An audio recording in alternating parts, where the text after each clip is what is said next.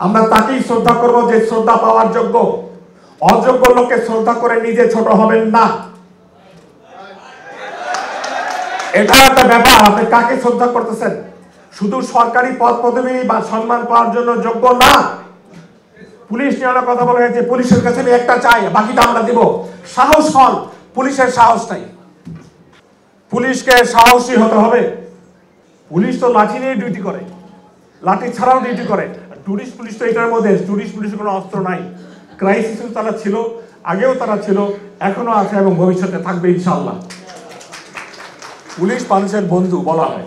ময়মনসিংহের দিকে যদি থাকেন আপনারা জানেন, কমিউনিটি পুলিশের প্রথম জন্ম ময়মনসিংহ। আপনাদের মতো কোনো একজন এসপি সাহেব ছিলেন, উনি শুরু করেছিলেন এই কমিউনিটি পুলিশে। এখন আমাদের দেশে আশেপাশের দেশেও চলে। তা আমরা যদি একটু ক্যালকুলেটিভ হই তাহলে দেখবেন যে সবকিছু থেকে আমরা সুবিধা পাচ্ছি।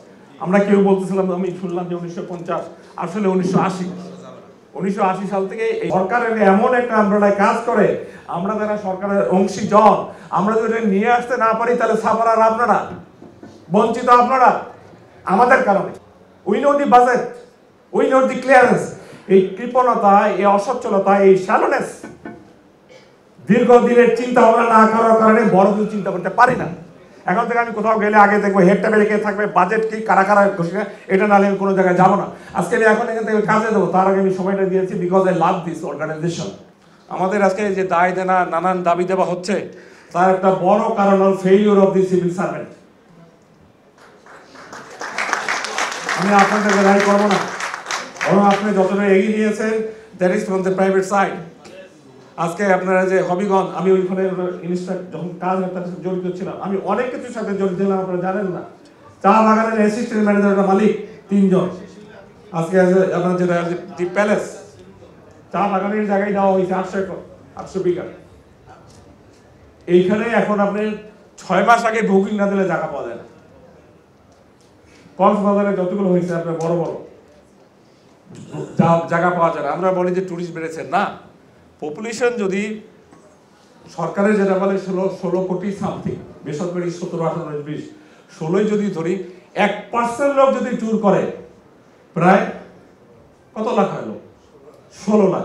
16 লাখের অ্যাকোমোডেশন আছে? আপনারাই তো ভালো করে জানেন। সিঙ্গেল সিট কটা, ডবল সিট কটা, থাকার কটা, খাওয়ার কটা, সব জানেন আপনারা। বিরাট কিছু ঘটে নাই। 1% লোক যদি মুভ করে তাহলেই মনে হবে কি বিরাট কিছু হয়েছে, আছে কিছু হয়নি। করোনাকালীন 2টা ফিগার দিয়ে আপনারা বুঝতে পারবেন তাহলে হোয়াট ইজ ইয়ার। করোনা তো অনেকদিন শুরু চায়নাতে, শেষও চায়নাতে।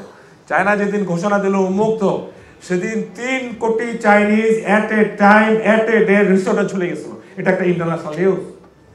3 কোটি মানুষ বদ্ধ করে থাকতে চায় না। মানুষকে জেলখানাতে সবচেয়ে ভালো ডিসিপ্লিন, খাওয়া দাওয়া টাইমলি সব, তাই না? জেলখানায় সব। তবে আরেকটা জিনিস টাইমলি করতে হবে, এটা সম্ভব না, কিন্তু জেলখানায় বাধ্য করে, সেটা আপনার পায়খানা পেশা।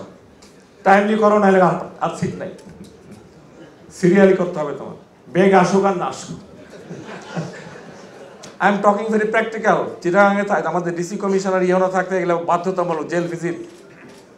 এটা নিয়ে অনেক অভিযোগ, স্যার আমার তো হয়নি, পরে আর যাইতে পারি না।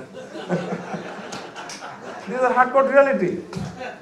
এবং সারা পৃথিবীতে most discipline organization is the jail, অথচ সবচেয়ে ক্রিমিনালরা এখানে থাকে। পুলিশ জানে হাউ টু মেনটেন। তার একটা বড় কারণ, মানুষ সবসময় নিজের লাভটা খোঁজে। যার 20 বছর জেল হয়েছে অথবা 18 হয়েছে, যদি টয়লেটের কাজ করে তার অর্ধেক হয়ে যায়, যদি রান্নাঘরে কাজ করে কমে যায়। এই কারণে দেখবেন যে বিনা পয়সা, বিনা টাকায় ওখানে তারা কাজ করে, তাদের জেল কমে আসে। এই সারা পৃথিবীতে এই সিস্টেম।